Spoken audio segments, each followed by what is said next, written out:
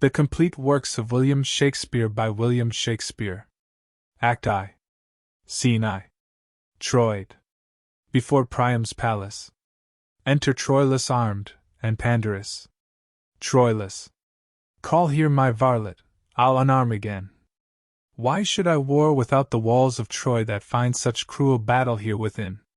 Each Trojan that is master of his heart, let him to field. Troilus, alas! Hath none. Pandarus. Will this gear ne'er be mended? Troilus. The Greeks are strong, and skilful to their strength, fierce to their skill, and to their fierceness valiant. But I am weaker than a woman's terror, tamer than sleep, fonder than ignorance, less valiant than the virgin in the night, and skillless as unpracticed infancy. Pandarus. Well, I have told you enough of this. For my part, I'll not meddle nor make no farther.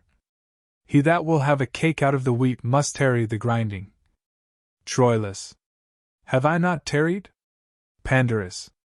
Aye, the grinding, but you must tarry the bolting. Troilus. Have I not tarried? Pandarus. Aye, the bolting, but you must tarry the leavening.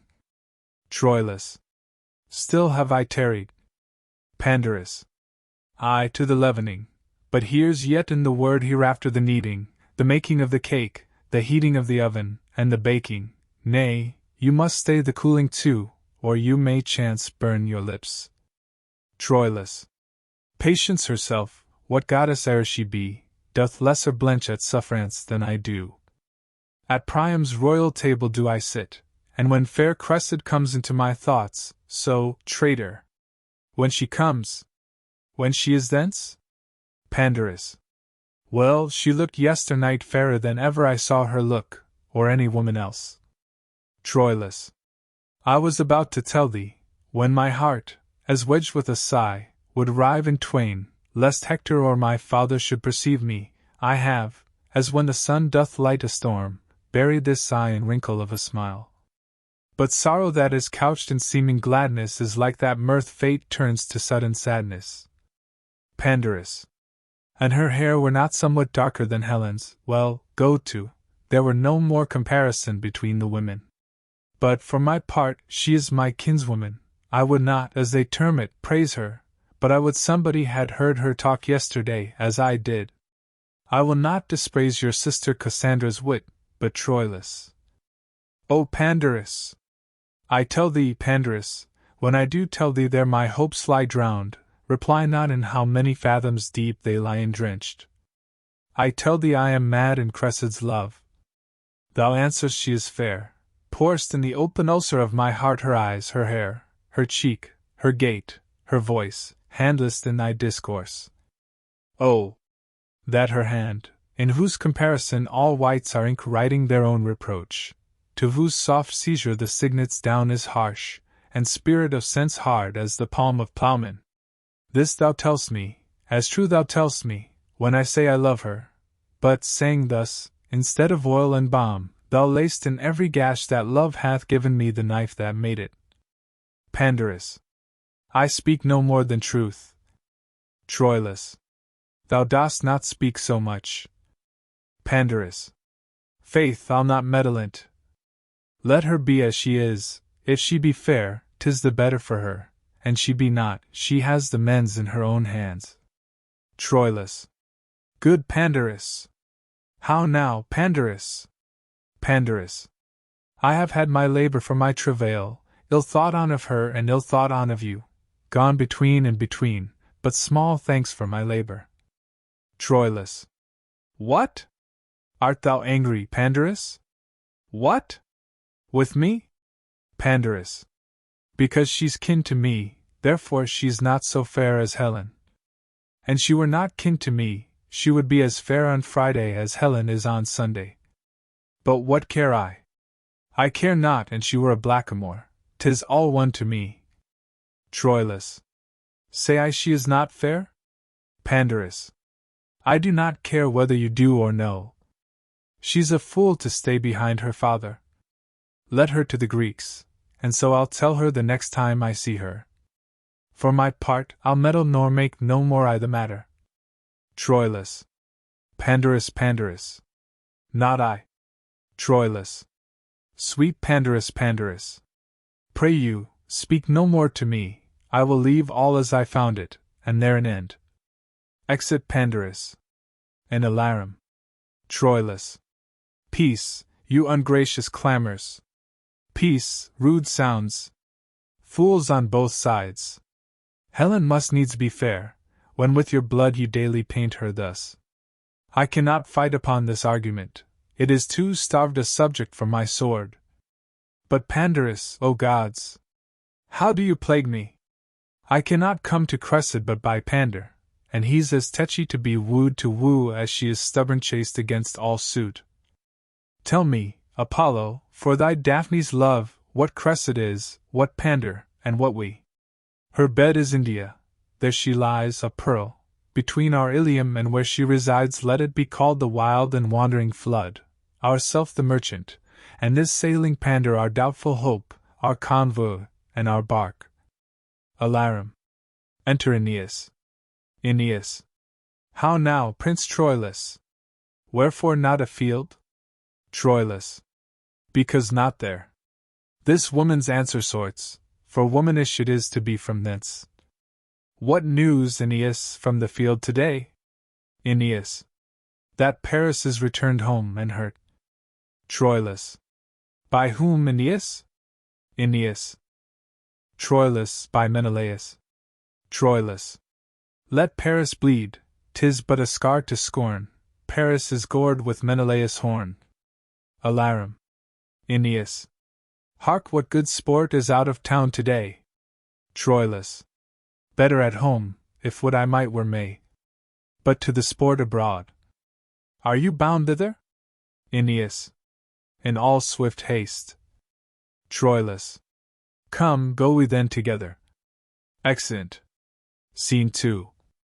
Troy. A street. Enter Cressida and her man Alexander. Cressida. Who were those went by? Alexander. Queen Hecuba and Helen. Cressida. And whither go they? Alexander. Up to the eastern tower, whose height commands as subject all the vale, to see the battle. Hector, whose patience is as a virtue fixed, today was Emovede. He chid Andromache, and struck his armorer, and like as there were husbandry in war, before the sun rose he was harnessed light, and to the field goes he, where every flower did as a prophet weep what it foresaw in Hector's wrath. Cressida. What was his cause of anger? Alexander. The noise goes this, there is among the Greeks a lord of Trojan blood, nephew to Hector, they call him Ajax. Cressida. Good, and what of him? Alexander. They say he is a very man per se and stands alone. Cressida. So do all men, unless they are drunk, sick, or have no legs. Alexander.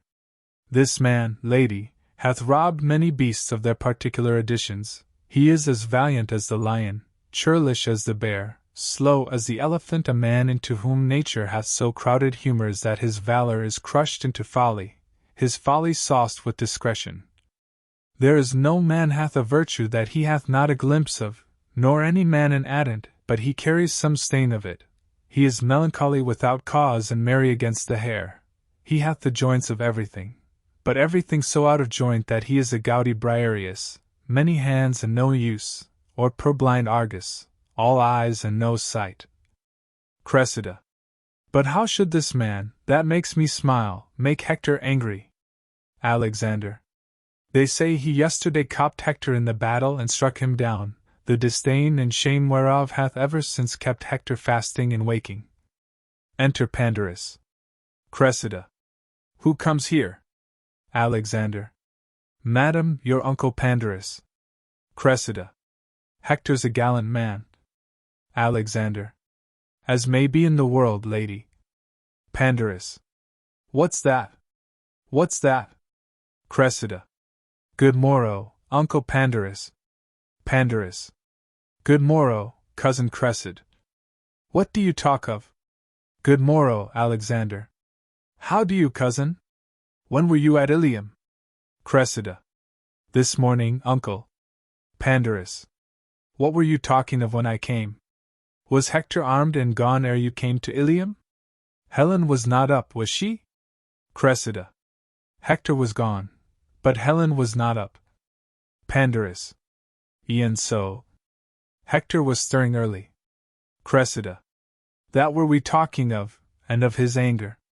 Pandarus. Was he angry? Cressida. So he says here. Pandarus. True, he was so. I know the cause too. He'll lay about him today, I can tell them that. And there's Troilus will not come far behind him. Let them take heed of Troilus, I can tell them that too. Cressida. What, is he angry too? Pandarus. Who, Troilus? Troilus is the better man of the two. Cressida. O Jupiter! There's no comparison. Pandarus. What, not between Troilus and Hector? Do you know a man if you see him? Cressida. Aye, if I ever saw him before and knew him. Pandarus. Well, I say Troilus is Troilus. Cressida. Then you say as I say, for I am sure he is not Hector. Pandarus. No, nor Hector is not Troilus in some degrees. Cressida. 'Tis just to each of them, he is himself. Pandarus. Himself. Alas, poor Troilus! I would he were. Cressida. So he is. Pandarus. Condition I had gone barefoot to India. Cressida. He is not Hector. Pandarus. Himself. No, he's not himself. Would a were himself. Well, the gods are above, time must friend or end. Well, Troilus, well. I would my heart were in her body. No, Hector is not a better man than Troilus. Cressida. Excuse me. Pandarus. He is elder. Cressida. Pardon me, pardon me. Pandarus. Th others not come to't. You shall tell me another tale when th others come to. Hector shall not have his wit this year. Cressida. He shall not need it if he have his own. Pandarus. Nor his qualities. Cressida. No matter. Pandarus. Nor his beauty. Cressida. 'Twould not become him, his own's better. Pandarus. You have no judgment, niece. Helen herself swore t'each other day that Troilus, for a brown favor, for so 'tis, I must confess not brown neither. Cressida. No, but brown. Pandarus. Faith, to say truth, brown and not brown. Cressida. To say the truth, true and not true. Pandarus. She praised his complexion above Paris. Cressida. Why, Paris hath color enough. Pandarus. So he has. Cressida. Then Troilus should have too much. If she praised him above, his complexion is higher than his, he having color enough, and the other higher, is too flaming a praise for a good complexion. I had as lief Helen's golden tongue had commended Troilus for a copper nose. Pandarus. I swear to you I think Helen loves him better than Paris. Cressida. Then sh. He's a merry Greek indeed. Pandarus. Nay, I am sure she does. She came to him t'each other day into the compassed window, and you know he has not passed 3 or 4 hairs on his chin. Cressida. Indeed, a tapster's arithmetic may soon bring his particulars therein to a total. Pandarus. Why, he is very young, and yet will he within 3 pound lift as much as his brother Hector. Cressida. Is he so young a man and so old a lifter? Pandarus. But to prove to you that Helen loves him, she came and puts me her white hand to his cloven chin. Cressida. Juno have mercy! How came it cloven? Pandarus. Why, you know, 'tis dimpled. I think his smiling becomes him better than any man in all Phrygia. Cressida. Oh, he smiles valiantly. Pandarus. Does he not? Cressida. Oh yes, and 'twere a cloud in autumn. Pandarus. Why, go to, then. but to prove to you that Helen loves Troilus Cressida. Troilus will stand to the proof, if you'll prove it so. Pandarus. Troilus. Why, he esteems her no more than I esteem an addle egg. Cressida. If you love an addle egg as well as you love an idle head, you would eat chicken's ith shell. Pandarus. I cannot choose but laugh to think how she tickled his chin. Indeed, she has a marvel's white hand, I must needs confess. Cressida. Without the rack. Pandarus. And she takes upon her to spy a white hair on his chin. Cressida. Alas, poor chin! Many a wart is richer. Pandarus. But there was such laughing. Queen Hecuba laughed that her eyes ran o'er. Cressida. With millstones. Pandarus. And Cassandra laughed. Cressida. But there was a more temperate fire under the pot of her eyes. Did her eyes run o'er too? Pandarus. And Hector laughed. Cressida. At what was all this laughing? Pandarus. Marry, at the white hair that Helen spied on Troilus' chin. Cressida. An had been a green hair I should have laughed too. Pandarus. They laughed not so much at the hair as at his pretty answer. Cressida. What was his answer? Pandarus. Quoth she, here's but 52 hairs on your chin, and one of them is white. Cressida. This is her question. Pandarus. That's true, make no question of that. 52 hairs, quoth he, and one white. That white hair is my father, and all the rest are his sons. Jupiter, quoth she, which of these hairs is Paris my husband? The forked one, quoth he, plucked out and give it him. But there was such laughing, and Helen so blushed, and Paris so chaffed, and all the rest so laughed that it passed. Cressida. So let it now, for it has been a great while going by. Pandarus. Well, cousin, I told you a thing yesterday, think on't. Cressida. So I do. Pandarus. I'll be sworn 'tis true. He will weep you, and 'twere a man born in April. Cressida. And I'll spring up in his tears, and 'twere a nettle against May. Sound a retreat. Pandarus. Hark! They are coming from the field. Shall we stand up here and see them as they pass toward Ilium? Good niece, do, sweet niece Cressida. Cressida. At your pleasure. Pandarus. Here's an excellent place. Here we may see most bravely. I'll tell you them all by their names as they pass by, but mark Troilus above the rest. Aeneas passes. Cressida. Speak not so loud. Pandarus. That's Aeneas. Is not that a brave man? He's one of the flowers of Troy, I can tell you. But mark Troilus, you shall see anon. Antenor passes. Cressida. Who's that? Pandarus. That's Antenor. He has a shrewd wit, I can tell you, and he's a man good enough. He's one o'th soundest judgments in Troy, whosoever, and a proper man of person. When comes Troilus? I'll show you Troilus anon. If he see me, you shall see him nod at me. Cressida. Will he give you the nod? Pandarus. You shall see. Cressida. If he do, the rich shall have more. Hector passes. Pandarus. That's Hector, that, look you, there's a fellow. Go thy way, Hector. There's a brave man, niece. Oh, brave Hector! Look how he looks. There's a countenance. Is not a brave man? Cressida. Oh, a brave man. Pandarus. Is it not? It does a man's heart good. Look you what hacks are on his helmet.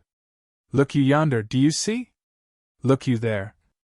There's no jesting, there's laying on, taked off who will, as they say. There be hacks. Cressida. Be those with swords? Pandarus. Swords? Anything, he cares not, and the devil come to him, it's all one. By God's lid, it does one's heart good. Yonder comes Paris, yonder comes Paris. Paris passes. Look ye yonder, niece, is not a gallant man too, is not? Why, this is brave now. Who said he came hurt home today? He's not hurt. Why, this will do Helen's heart good now, ha! Would I could see Troilus now. You shall see Troilus anon. Helenus passes. Cressida. Who's that? Pandarus. That's Helenus. I marvel where Troilus is. That's Helenus. I think he went not forth today. That's Helenus. Cressida. Can Helenus fight, uncle? Pandarus. Helenus. No. Yes, he'll fight indifferent well. I marvel where Troilus is. Hark! Do you not hear the people cry Troilus?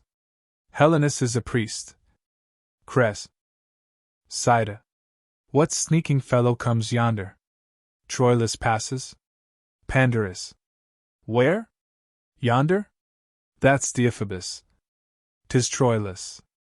There's a man, niece. Hem! Brave Troilus, the prince of chivalry. Cressida. Peace, for shame, peace. Pandarus. Mark him, note him. O brave Troilus! Look well upon him, niece. Look you how his sword is bloodied, and his helm more hacked than Hector's, and how he looks, and how he goes. O admirable youth! He never saw 23. Go thy way, Troilus, go thy way. Had I a sister were a grace or a daughter a goddess, he should take his choice. O admirable man! Paris? Paris is dirt to him, and I warrant Helen, to change, would give an eye to boot. Cressida. Here comes more. Common soldiers pass. Pandarus. Asses, fools, dolts. Chaff and bran, chaff and bran. Porridge after meat. I could live and die in the eyes of Troilus. Ne'er look, the eagles are gone. Crows and daws, crows and daws. I had rather be such a man as Troilus than Agamemnon and all Greece. Cressida. There is amongst the Greeks Achilles, a better man than Troilus. Pandarus. Achilles? A drayman, a porter, a very camel. Cressida. Well, well. Pandarus. Well, well. Why, have you any discretion? Have you any eyes? Do you know what a man is? Is not birth, beauty, good shape, discourse, manhood, learning, gentleness, virtue, youth, liberality, and such like, the spice and salt that season a man? Cressida. Aye, a minked man, and then to be balked with no date in the pie, for then the man's date is out. Pandarus. You are such a woman! A man knows not at what ward you lie. Cressida. Upon my back, to defend my belly, upon my wit, to defend my wiles, upon my secrecy, to defend mine honesty, my mask, to defend my beauty, and you, to defend all these, and at all these wards I lie, at 1,000 watches. Pandarus. Say one of your watches. Cressida. Nay, I'll watch you for that, and that's one of the chiefest of them too. If I cannot ward what I would not have hit, I can watch you for telling how I took the blow, unless it's well past hiding, and then it's past watching. Pandarus. You are such another! Enter Troilus boy. Boy. Sir, my lord would instantly speak with you. Pandarus. Where? Boy. At your own house. There he unarms him. Pandarus. Good boy, tell him I come. Exit boy. I doubt he be hurt. Fare ye well, good niece. Cressida. Adieu, uncle. Pandarus. I will be with you, niece, by and by. Cressida. To bring, uncle. Pandarus. Aye, a token from Troilus. Exit Pandarus. Cressida. By the same token you are a bawd. Words, vows, gifts, tears, and love's full sacrifice he offers in another's enterprise. But more in Troilus thousandfold I see than in the glass of Pandar's praise may be, yet hold I off. Women are angels, wooing, things won are done, joy's soul lies in the doing. That she beloved knows not that knows not this, men prize the thing ungained more than it is. That she was never yet that ever knew love got so sweet as when desire did sue. Therefore this maxim out of love I teach, achievement is command, ungained beseech. Then though my heart's content firm love doth bear, nothing of that shall from mine eyes appear. Exit. Scene 3. The Grecian camp. Before Agamemnon's tent. Senate. Enter Agamemnon, Nestor, Ulysses, Diomedes, Menelaus, and others. Agamemnon. Princes, what grief hath set these Johnnies o'er your cheeks?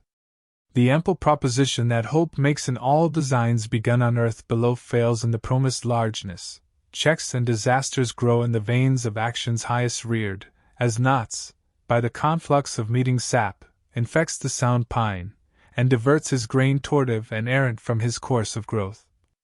Nor, princes, is it matter new to us that we come short of our suppose so far that after 7 years' siege yet Troy walls stand, sith every action that hath gone before, whereof we have record, trial did draw bias and thwart, not answering the aim, and that unbodied figure of the thought that gave surmised shape. Why then, you princes, do you with cheeks abashed behold our works and call them shames, which are, indeed, naught else but the protractive trials of great Jove to find persistive constancy in men, the fineness of which metal is not found in fortune's love? For then the bold and coward, the wise and fool, the artist and unread, the hard and soft, seem all affined and kin.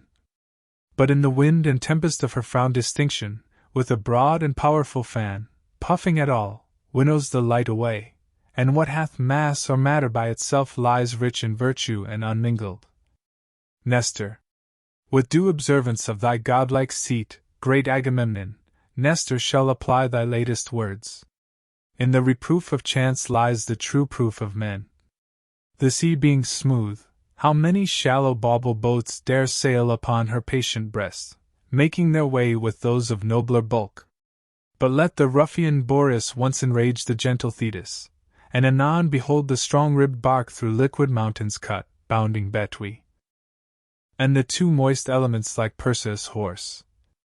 Where's then the saucy boat, whose weak untimbered sides but even now co-rivaled greatness, either to harbor fled or made a toast for Neptune?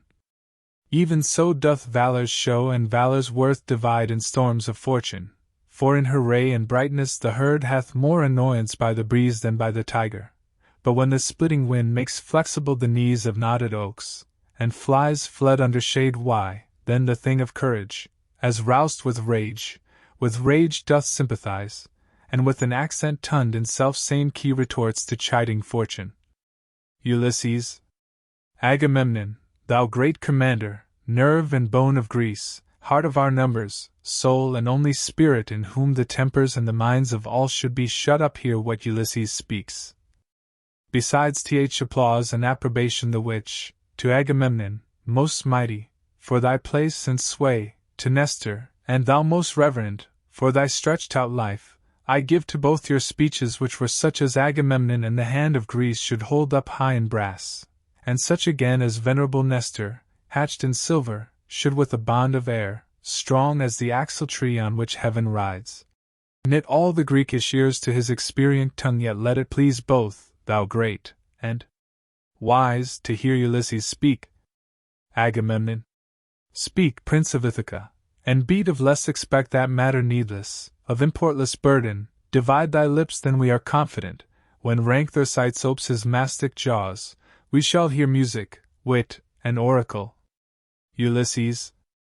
Troy yet upon his basis, had been down, and the great Hector's sword had lacked a master, but for these instances, the specialty of rule hath been neglected, and look how many Grecian tents do stand hollow upon this plain, so many hollow factions. When that the general is not like the hive, to whom the foragers shall all repair, what honey is expected? Degree being visored, th unworthiest shows as fairly in the mask. The heavens themselves, the planets, and this center, observe degree, priority, and place, insisture, course, proportion, season, form, office, and custom, in all line of order, and therefore is the glorious planet Sol in noble eminence enthroned and sphered amidst the other, whose medicinable eye corrects the influence of evil planets, and posts, like the commandment of a king, sounds check to good and bad. But when the planets in evil mixture to disorder wander, what plagues and what portents, what mutiny, what raging of the sea, shaking of earth, commotion in the winds, frights, changes, horrors, divert and crack, rend and deracinate, the unity and married calm of states quite from their fixture. Oh, when degree is shacked, which is the ladder of all high designs, the enterprise is sick. How could communities, degrees in schools, and brotherhoods in cities, peaceful commerce from dividable shores, the primogenity and due of birth, prerogative of age, crowns, scepters, laurels, but by degree stand in authentic place? Take but degree away, untune that string, and hark what discord follows. Each thing melts in mere repugnancy. The bounded waters should lift their bosoms higher than the shores, and make a sop of all this solid globe. Strength should be lord of imbecility, and the rude son should strike his father dead. Force should be right, or, rather, right and wrong between whose endless jar justice resides should lose their names, and so should justice too. Then everything includes itself in power, power into will, will into appetite, and appetite, an universal wolf, so doubly seconded with will and power, must make perforce an universal prey, and last eat up himself. Great Agamemnon, this chaos, when degree is suffocate, follows the choking. And this neglection of degree it is that by a pace goes backward, with a purpose it hath to climb. The generals disdained by him one step below, he by the next, that next by him beneath. So every step, exampled by the first pace that is sick of his superior, grows to an envious fever of pale and bloodless emulation. And 'tis this fever that keeps Troy on foot, not her own sinews. To end a tale of length, Troy in our weakness stands, not in her strength. Nestor. Most wisely hath Ulysses here discovered the fever whereof all our power is sick. Agamemnon. The nature of the sickness found, Ulysses, what is the remedy? Ulysses. The great Achilles, whom opinion crowns the sinew and the forehand of our host, having his ear full of his airy fame, grows dainty of his worth, and in his tent lies mocking our designs. With him Patroclus upon a lazy bed the livelong day breaks scurril jests, and with ridiculous and awkward action which, slanderer, he imitation calls he pageants us. Sometime, great Agamemnon, thy topless deputation he puts on, and like a strutting player whose conceit lies in his hamstring, and doth think it rich to hear the wooden dialogue and sound twixt his stretched footing and the scaffoldage such to be pitied. And o'errested seeming he acts thy greatness in, and when he speaks 'tis like a chime amending, with terms unscored, which, from the tongue of roaring Typhon dropped, would seem hyperboles. At this fusty stuff the large Achilles, on his pressed bed lolling, from his deep chest laughs out a loud applause, cries excellent. 'Tis Agamemnon right. Now play me Nestor, hem, and stroke thy beard, as he being Drais to some oration. That's done as near as the extremest ends of parallels, as like as Vulcan and his wife, yet God Achilles still cries excellent. 'Tis Nestor right. Now play him me, Patroclus, arming to answer in a night alarm. And then, forsooth, the faint defects of age must be the scene of mirth, to cough and spit, and, with a palsy fumbling on his gorget, shake in and out the rivet. And at this sport Sir Valor dies, cries, "Oh, enough, Patroclus, or give me ribs of steel. I shall split all in pleasure of my spleen." And in this fashion all our abilities, gifts, natures, shapes, severals and generals of grace exact, achievements, plots, orders, preventions, excitements to the field or speech for truce, success or loss, what is or is not, serves as stuff for these two to make paradoxes. Nestor. And in the imitation of these twain who, as Ulysses says, opinion crowns with an imperial voice many are infect. Ajax is grown self-willed and bears his head in such a rein, in full as proud a place as broad Achilles, keeps his tent like him, makes factious feasts, rails on our state of war bold as an oracle, and sets their sights, a slave whose gall coins slanders like a mint, to match us in comparisons with dirt, to weaken and discredit our exposure, how ranks ever rounded in with danger. Ulysses. They tax our policy and call it cowardice, count wisdom as no member of the war, forestall prescience, and esteem no act but that of hand.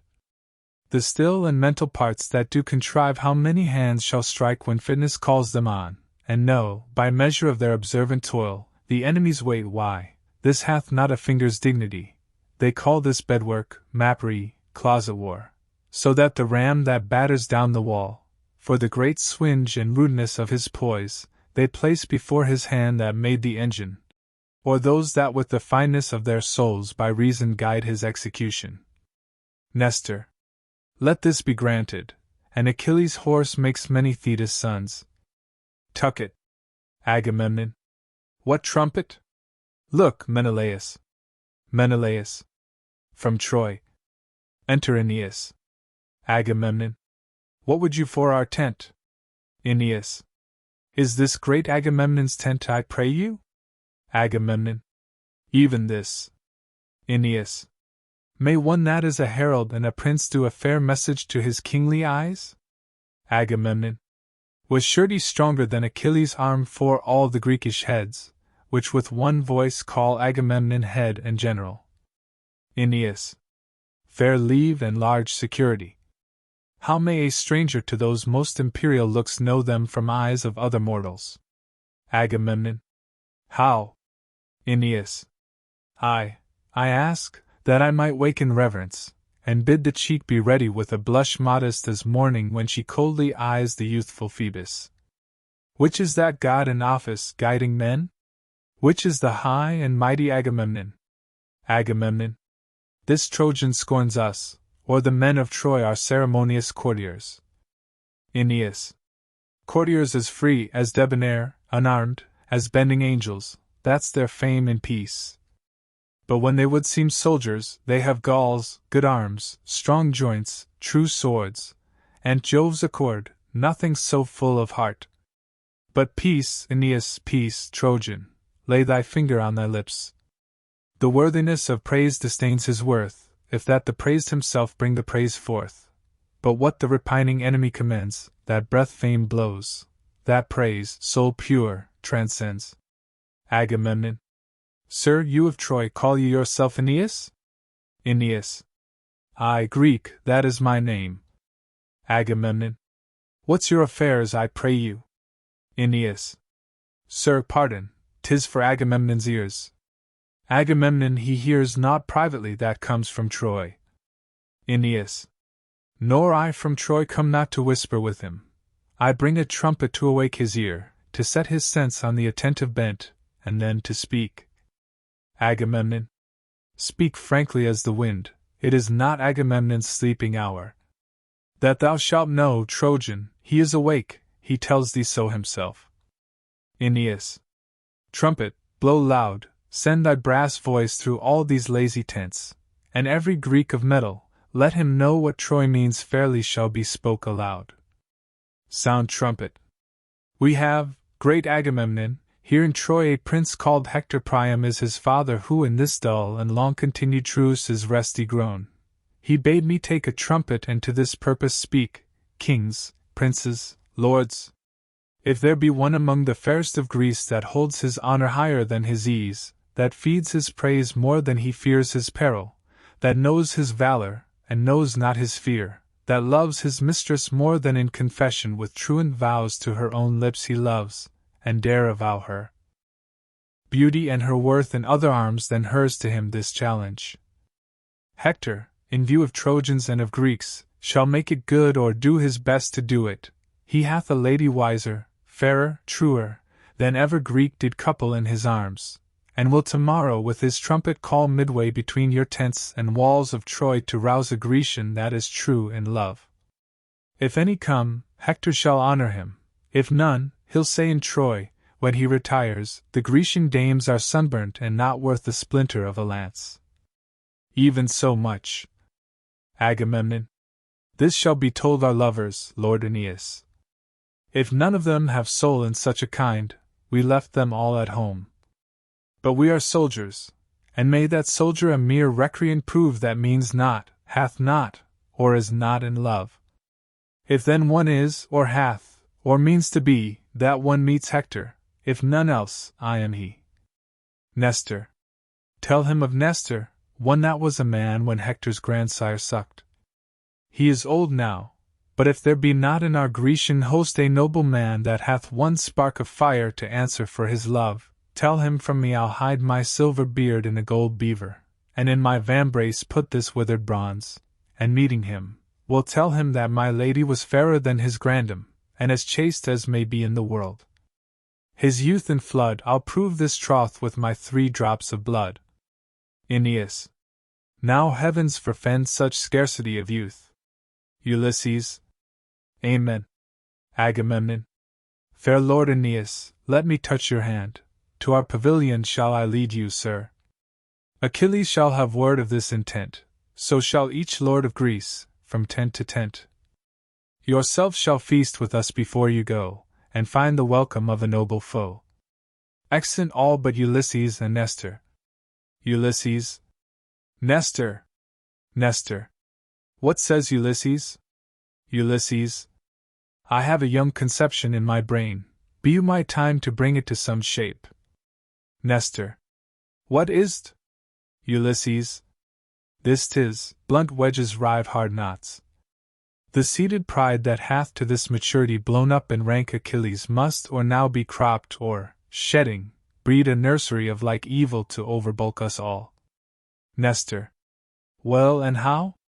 Ulysses. This challenge that the gallant Hector sends, however it is spread in general name, relates in purpose only to Achilles. Nestor. True. The purpose is perspicuous even as substance whose grossness little characters sum up, and in the publication, make no strain but that Achilles, where his brain is barren as banks of Libya though, Apollo knows, 'tis dry enough will with great speed of judgment, aye, with celerity, find Hector's purpose pointing on him. Ulysses. And wake him to the answer, think you? Nestor. Why, 'tis most meet. Who may you else suppose that can from Hector bring those honors off, if not Achilles? Though 't be a sportful combat, yet in this trial much opinion dwells, for here the Trojans taste our dearest repute with their fenced palate, and trust to me, Ulysses, our imputation shall be oddly poised in this vile action, for the success, although particular, shall give a scantling of good or bad unto the general, and in such indexes, although small pricks to their subsequent volumes, there is seen the baby figure of the giant mass of things to come at large. It is suppositoried he that meets Hector issues from our choice, and choice, being mutual act of all our souls, makes merit her election, and doth boil, as 'twere from forth us all, a man distilled out of our virtues, who miscarrying, what heart receives from hence a conquering part, to steal a strong opinion to themselves.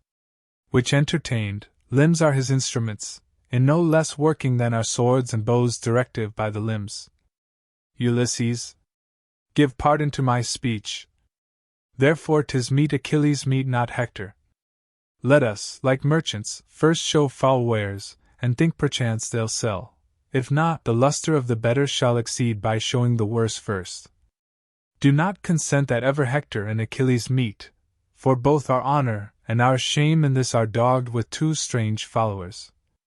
Nestor. I see them not with my old eyes. What are they? Ulysses.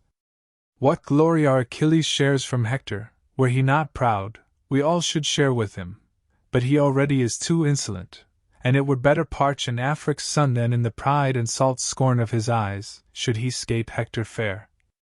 If he were foiled, why, then we do our main opinion crush in taint of our best man. No, make a lottery, and by device, let blockish Ajax draw the sword to fight with Hector. Among ourselves give him allowance for the better man, for that will physic the great Myrmidon, who broils in loud applause, and make him fall his crest, that prouder than blue Iris bends. If the dull brainless Ajax come safe off, we'll dress him up in voices.